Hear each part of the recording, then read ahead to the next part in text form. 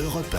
Le grand direct des médias, Jean-Marc Morandini. Tous les matins, Europe 1 vous donne les audiences des programmes télé de la veille. Un tableau très attendu par tous les patrons de chaînes, et c'est Médiamétrie qui se charge de mesurer cette consommation télé. On a décidé ce matin de lever le voile sur cette mesure pour vous expliquer précisément comment les choses se passent, qui sont les foyers mesurés, comment ça marche. Avec nous pour en parler, le directeur exécutif de Médiamétrie en charge des mesures d'audience, Benoît Cassaigne. Bonjour. Bonjour. Merci d'être en direct avec nous sur Europe 1. On va donc essayer d'expliquer assez rapidement tout d'abord comment fonctionne cette mesure d'audience, et puis ensuite on comprendra les questions et les réflexions des auditeurs d'Europe 1. Tout d'abord, cette audience, elle est précise ? Bien sûr qu'elle est précise. D'ailleurs, c'est pour ça que vous en parlez tous les matins.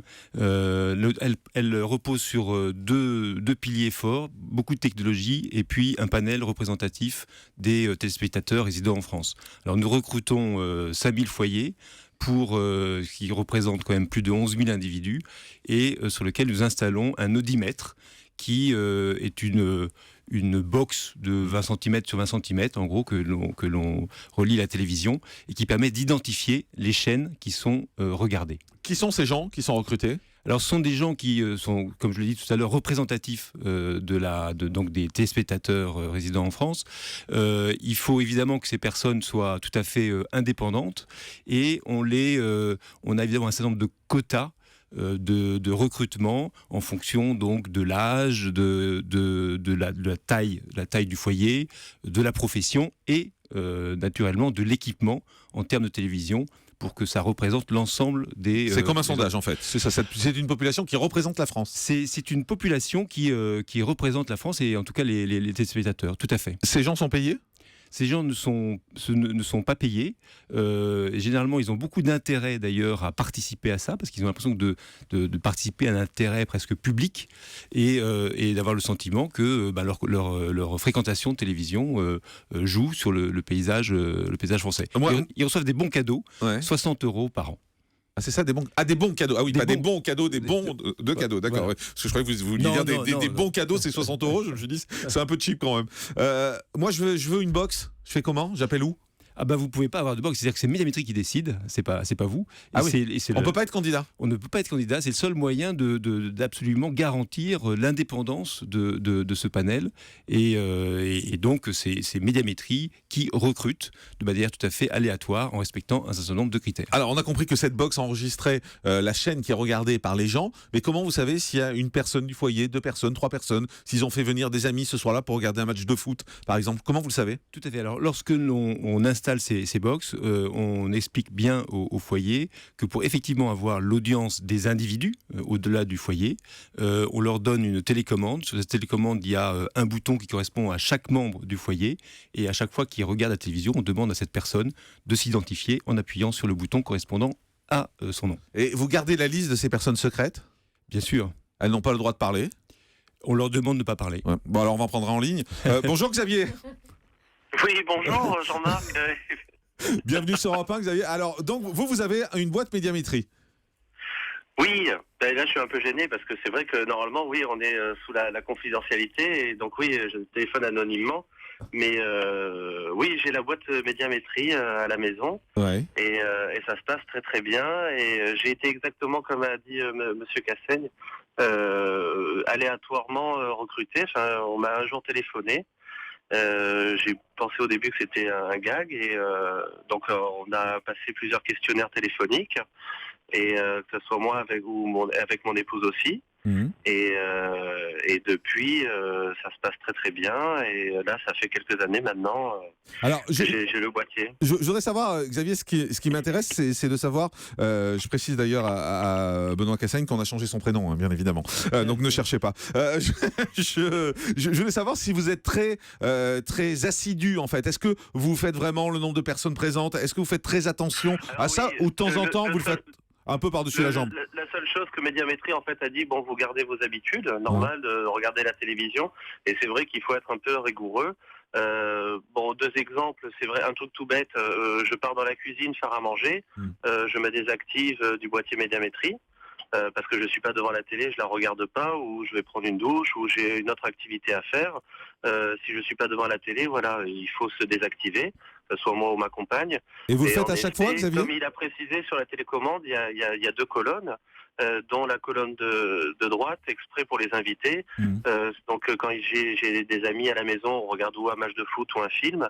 En effet, donc je rentre, la première touche c'est le IJ, c'est dans l'ordre alphabétique, et je rentre l'âge, la catégorie d'âge. Et je les rentre et bon, je leur explique brièvement sans trop détailler. Ouais. Mais moi, oui, on le fait rigoureusement. Voilà, c'est juste la seule exigence. C'est pas non plus c'est pas du tout contraignant. Et C'est pourquoi juste, voilà, il faut être rigoureux. Ouais. Et, par contre, le choix des programmes est totalement libre. Hein. Je regarde la télé comme je l'ai toujours regardé depuis des années. Il y a pas de, on n'a pas un pouvoir non plus. Hein. Ouais, mais juste, pour quelle raison vous le faites? Parce que on a vu que vous aviez juste 60 € de cadeaux par an, donc c'est pas très valorisant. Enfin, vous faites pas ça pour l'argent en tout cas. Vous le faites pourquoi?